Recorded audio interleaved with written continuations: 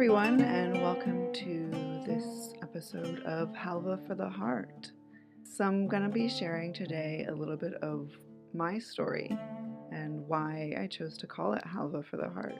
So my name's Misha. Should probably start with that. My name's Misha. I am an Iranian American queer woman, ? Still sorting that out. I came to Deathwork. Well, it's been a long story. My Deathwork is born out of my mom and my mom's story. My mom was an immigrant from Iran to the United States. Her name was Nushin, and she moved to the US in 1978 to study at university.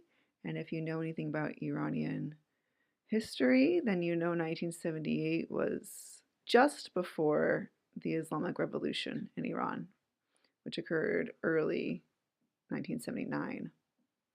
And so she was in the US throughout the Islamic Revolution and then subsequently the Iran hostage crisis.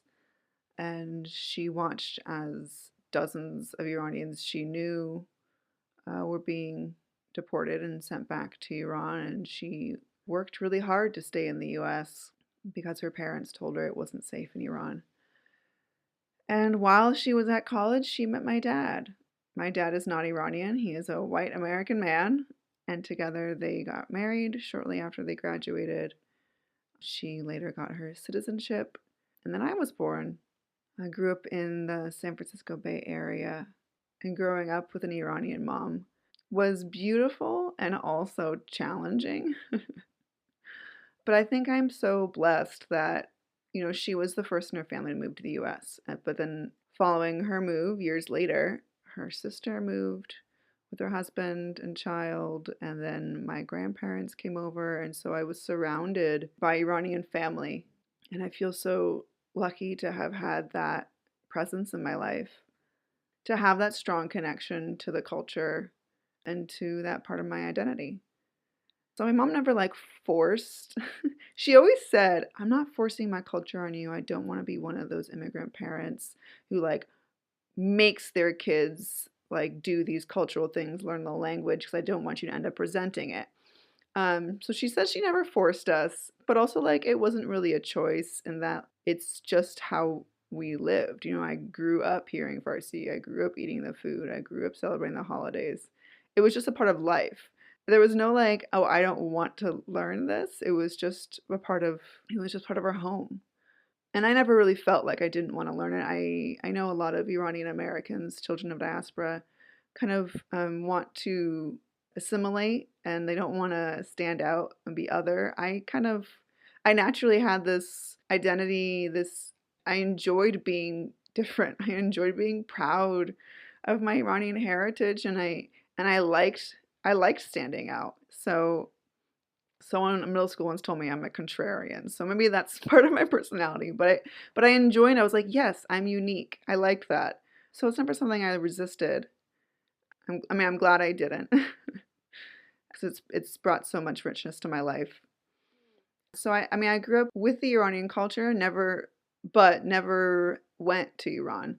My mom, so she left in 1978, and then she went back the summer of 1979 for her sister was engaged. She went for her sister's engagement party and was just mortified, absolutely mortified by what happened to her country, that she never really spoke about it much, but I think she was so traumatized that she couldn't make herself go back. She was not while this government's still in power, not while it's still the way things are. And so she never went back. I have always wanted to go. I've never been, for a variety of reasons. Some of them are logistically and some of them are emotionally, but I've never been, and that's a great grief that I carry in my heart. And it's something that I've never had the language for. I mean, growing up, I knew I couldn't put into words this inexplicable pull I had towards Iran.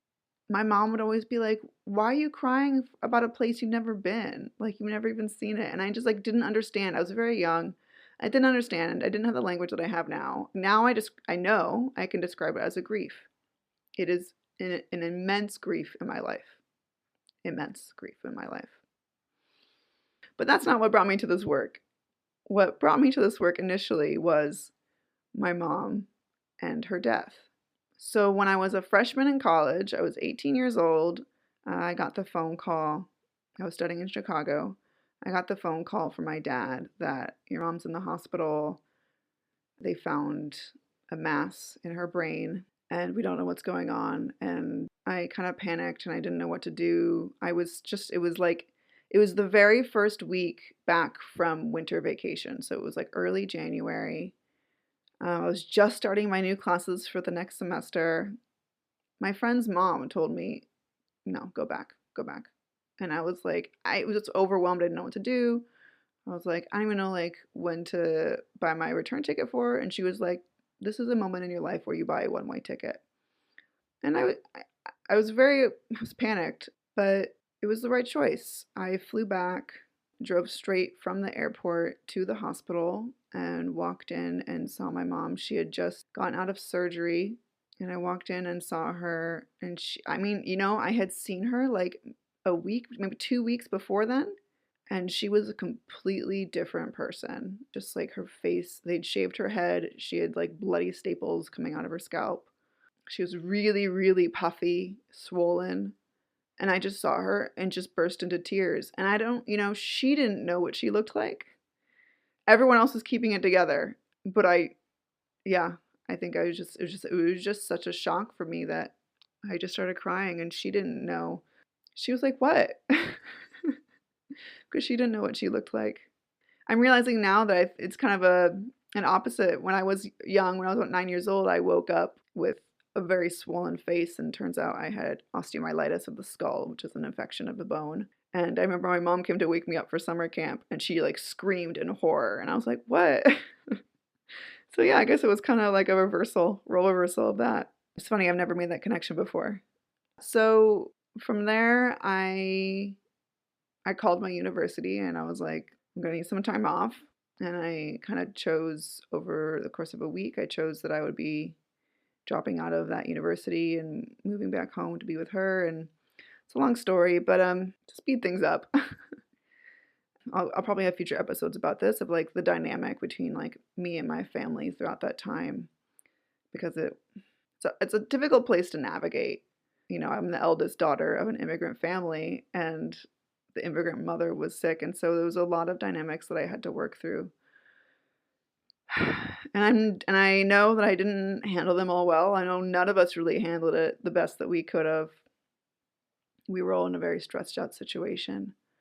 And I ended up it was such a stressful environment for me to be in that I actually moved out and I was living away from home. I transferred to a local college and I was living closer to campus.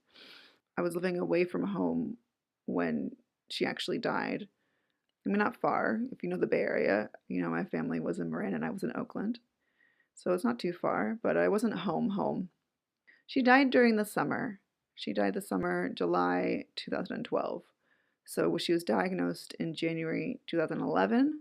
And then they told us, I remember after that day I arrived and I started crying when I saw her, the doctor pulled us outside, me, my dad, and my sister. And he told us that the biopsy shows that it was stage 4 glioblastoma brain cancer. And my dad asked, like, how much time does that mean? And of course the doctor says, like, we don't like to put a timeline on it. He even said, like, you can Google it. Like, we don't want to say, but you can find those numbers online, which is a weird thing to say. And I remember Googling it immediately. And it said 12 to 18 months. And that shock of what is happening right now. And not really knowing what that means. Like, how do you make the most of a limited time like that? I mean, we all have limited time, but like to have a number on it, how do you live your days knowing that? So again, probably another topic I'll talk about in a different episode. But what ended up happening is she lived 18 months. Like, yeah, it was 18 months. She died July 2012. So it was summer for when my sister was in high school. I was in college, and I mean, I guess a blessing that we didn't have to take time off from school. But we were all home, and she said she wanted to be at home, like not hooked up to any machines or anything like that. So she was at home. They put a hospital bed in her bedroom, so she was in the hospital bed, and she kind of fell into a coma-like state and was in that unconscious state for 10 days, which the hospice team said was quite a long time. And we were just with her during that time. Those were the longest those were the longest 10 days of my life. I've never felt time move so slowly. Just like there wasn't anything to do except to sit there and watch her and talk to her and just wait. And it was 10 whole days. The first few days, you get used to like, oh, she's not waking up. Oh, this is okay, really, she's not waking up.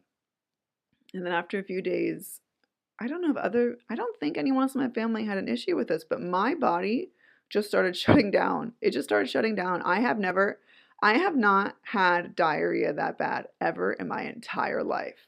I could not digest anything. Anything. I was just, it was like nothing but diarrhea for days, probably about 3 or 4 days. It was awful. It was awful. I had absolutely no energy. I remember like I couldn't eat anything, I couldn't drink anything, my body just shut down, absolutely just shut down. And I was just laying in the bed next to her, not her bed. She had the hospital bed, and then there was like my parents' bed in the room. So I was just laying in my parents' bed, just like unable to move. And we were both just laying there together for a few days. And I like to think that like she knew I wasn't well enough. Like if she had died while I was in that state, I don't know what would have happened. But she waited for me to recover, started feeling a bit better, and she still hadn't died. That was probably around day 6 or 7, and we were just waiting. Something I had done, I had the idea a few months before she died, like I was realizing she was gonna die, and I was realizing the people around me were like, no, have hope, blah, blah, blah. And there were some people who I was even like reaching out to her friends who didn't live that close, and I was like, hey, maybe you should come. If you'd like to see her again, like you should come now while she's still feeling well. And I could tell a lot of them were kind of like, oh, it's not that bad, right? Like they didn't want to face the fact that what I was saying was true. So they didn't want to admit to themselves that, no, she's actually like, I'm telling you, this is now or never. Many of them came, but a lot of them resisted. A lot of them came when I called again and said like, oh, she's in a coma now. Like that's when they came, and they regretted not coming sooner. But so I had the idea, if there are her friends and family who are choosing not to come for whatever reason or are unable to come visit her, maybe they would like to at least like share a funny story or favorite memory they have. And I could like read it out loud to her. So then I had the idea, I just called everyone I knew that she knew, basically, asked them to email me a story, maybe some photos. And I went through like a self-publishing website, and I don't know, I don't know what gave me the idea, but I had the idea to make a book out of it. And so I went through like a self-printing website and called blurb.com. I compiled all the stories and photos into a book and had them printed and ordered several to the house. And so it arrived like just as I think it arrived the day before she fell into the coma. And she was very out of it. She didn't really know what was going on. But I was very excited to like read her stories from this book. And she didn't really have the energy to hear too many. And of course, it was bringing up a lot of emotions for her. But what we were able to do is when she was in the coma, we were able to, they always say like the last sense to go is hearing. So I had that book, and we like sat in a circle and took turns reading these stories aloud to her. And that was just such a beautiful gift to offer her. She was unconscious, but you could tell that she was responding. There were funny stories and sad stories, and her face was still emotive. She was still reacting. And I'm so glad that I was able to do that for her. It's funny, a lot of people are like, when they see the book, I have the book here in my home now, when they ask about it, They kind of assumed that I made it after the fact, that it was like a legacy project to remember her by. And I was like, no, it was a gift for her.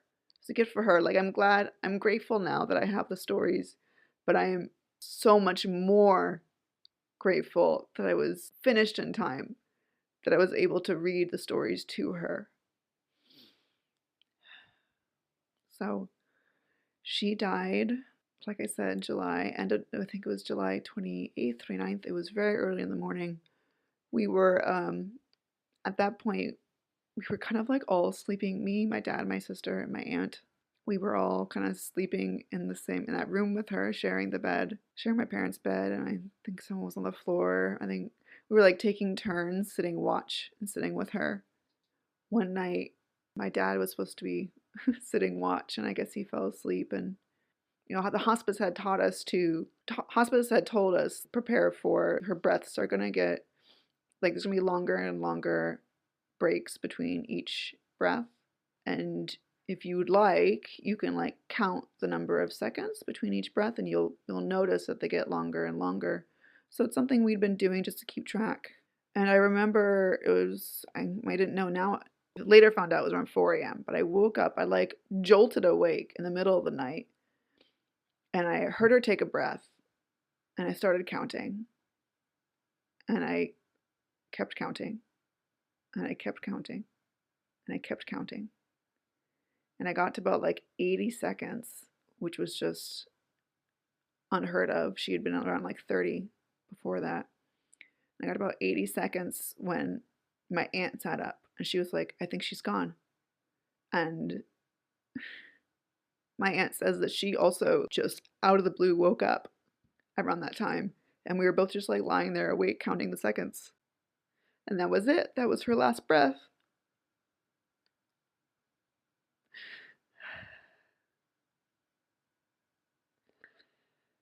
They say that people who are dying often wait until they're alone to actually die.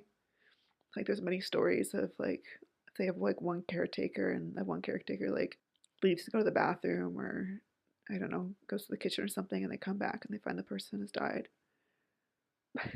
I realize now that like we didn't really give her the opportunity. Like we like made sure someone was always with her. Never wanted her to feel alone. I guess she waited for all of us to be asleep. We were all there, but we were asleep. My dad had fallen asleep in that chair next to her. I don't really know how else to describe it besides just pure magic that I woke up and my aunt woke up just before she took her last breath. It was such an incredible moment. I've never given birth. And people describe that as like the most magical experience of their lives. And maybe that'll be more magical than this, but this was by far the most magical experience of my life, was being there when my mom died. Not only being woken up just as she took her last breath, but also like to then we turned the lights on and we saw her smiling. And she hadn't been smiling for days. She had like really, really fallen into a coma that she was just kind of grimacing. They say, I didn't know this at the time, but they say that like dying is labor. Just as giving birth is labor, dying is labor. And you could tell that she was laboring through it. And then afterwards, she just looked, not only did she look peaceful, but she looked happy. I took a photo. And I look at that photo sometimes. And I'm just so happy that we were able to have that moment with her. She taught me so much in her death. I wasn't raised with any sort of religion or spirituality. I thought of myself as an atheist. But in that moment, her spirit was palpable. I don't know how to describe it beyond the fact that like I could like physically feel her spirit in the room with us, like floating around us, watching us look at her. And now when I hear people say that like, oh, I'm an atheist, I don't really have any sort of spirituality, like my first thought is always, how sad for you. And then, oh, you've never seen anyone die, have you? Because it was just undeniable. It was undeniable. Yeah.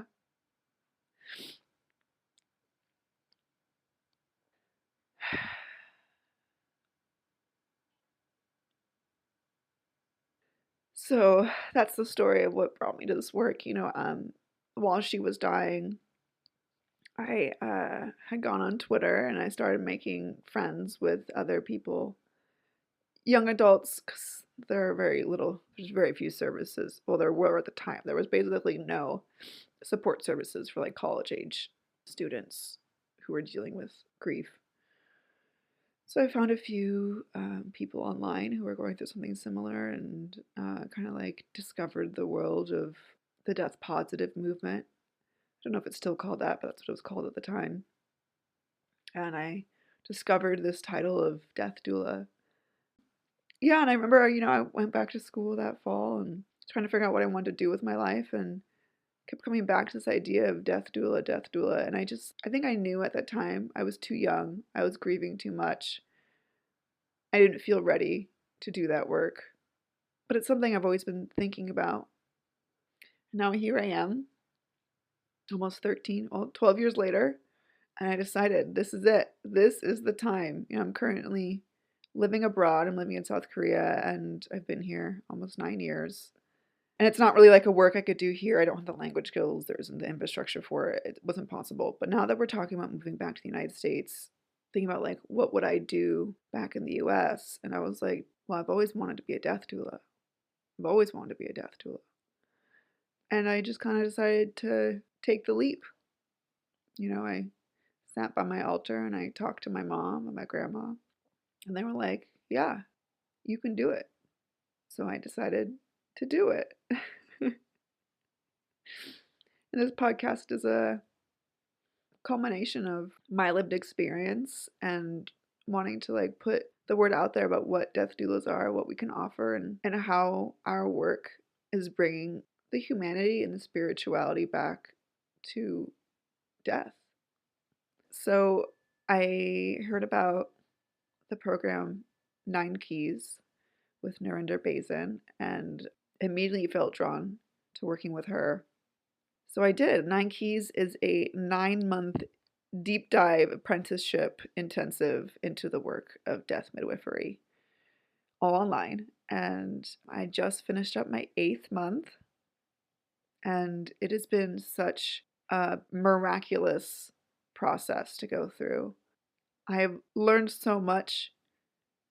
Like I knew a lot of the like facts I knew about. I knew about like resources and logistics and blah blah. But what 9 Keys has offered me is kind of a guided spiritual uncovering into why this work is needed and why it's important to me in particular, and building that relationship to my spiritual guides, my calling to this work, and learning to trust that. That's what 9 Keys has offered me and what I didn't know I needed. And so with Narinder's help, I was encouraged to define who my audience is. Who do I want to serve? At first I was resistant to stating that I want to serve the Iranian diaspora community because it felt A, too much like a niche, and B, like, as much as I am proud of being Iranian, it felt a bit like cliche, like, oh, you're Iranian, so you want to serve Iranians. That's all you want to serve. I don't know. I just had this resistance to it.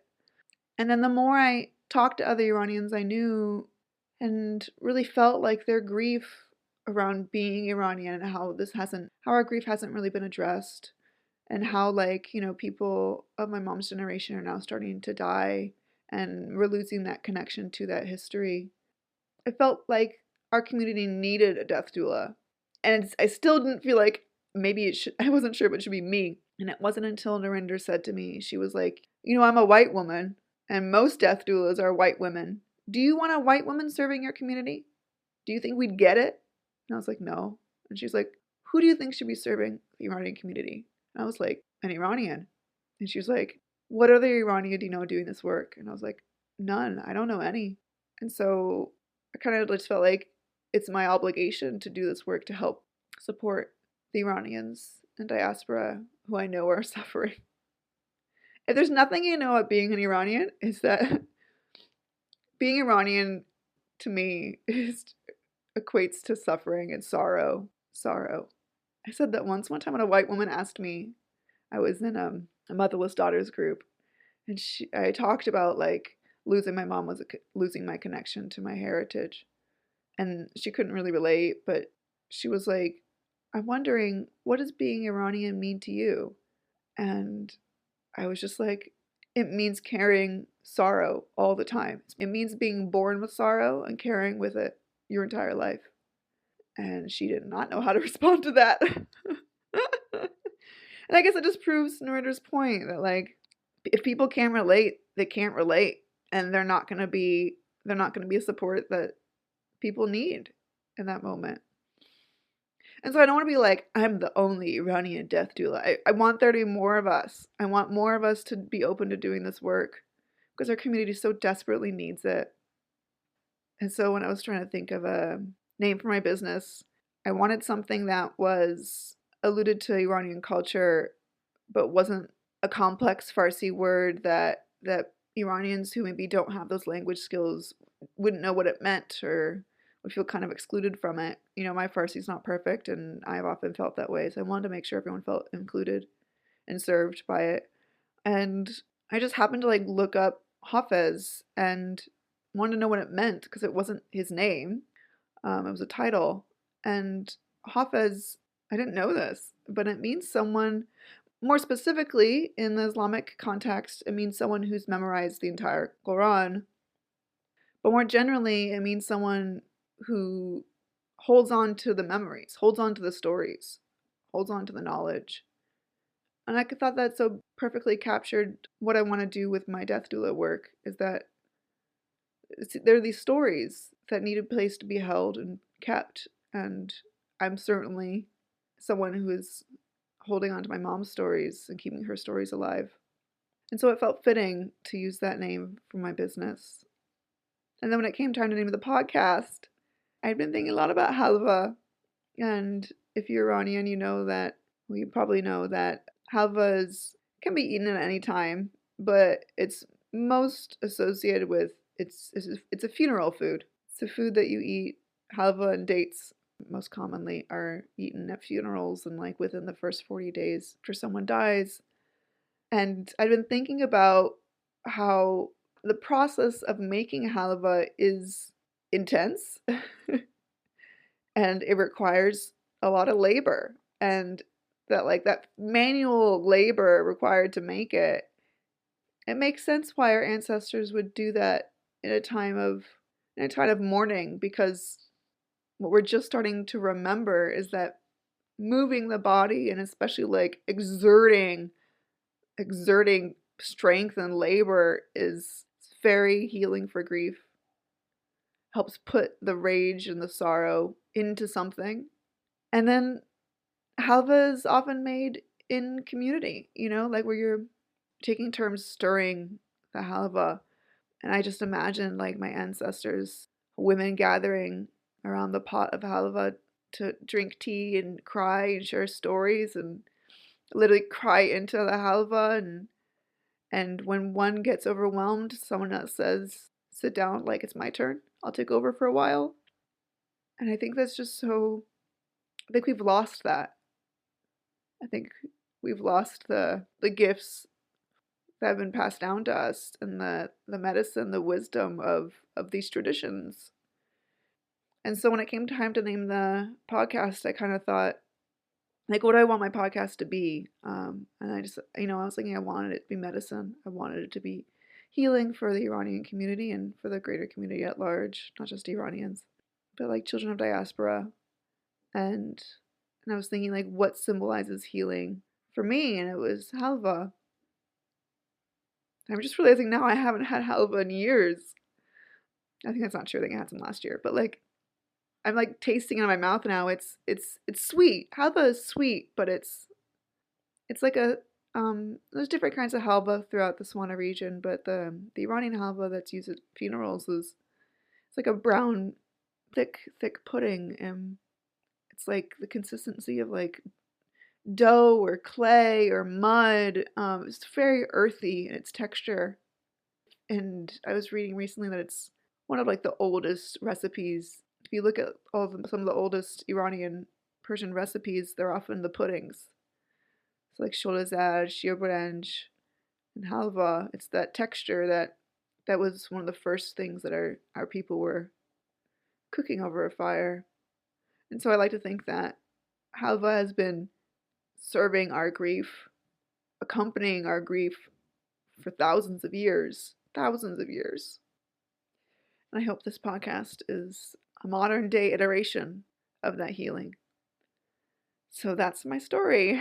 I wasn't expecting to cry as much as I did. I talk about my mom all the time. I talk about, oh, she died when I was 20. It's like say these things, and saying those things used to bring up a lot for me, but it's been enough time now, and I've sat with my grief enough that like saying those things don't usually evoke so much emotion, but I haven't told the story of her death in such detail in quite a long time. I didn't know I was going to go into so much detail, and I didn't know I was going to cry so much, but that's what happens when you just like press record and start talking. I'm curious if this was helpful for you, what you got out of it, what it brought up for you. I'll be including a link in the description where you can send me a voice note, and I'll listen to it and respond to you. Yeah, I want to know what you think. Well, no, I don't. No, let's keep our brains out of it. I don't know what you think. I want to know what you feel. I want to know what you feel having listened to this. So please click on that link. I was going to say send me your thoughts, but again, no, send me your feelings. We are stuck with this language of words sometimes, which can be a challenge when we're dealing with feelings. But yeah, if you can, try to put it into words, and I'd love to know how this made you feel. All right, that's it for this episode. I'll be back again next time.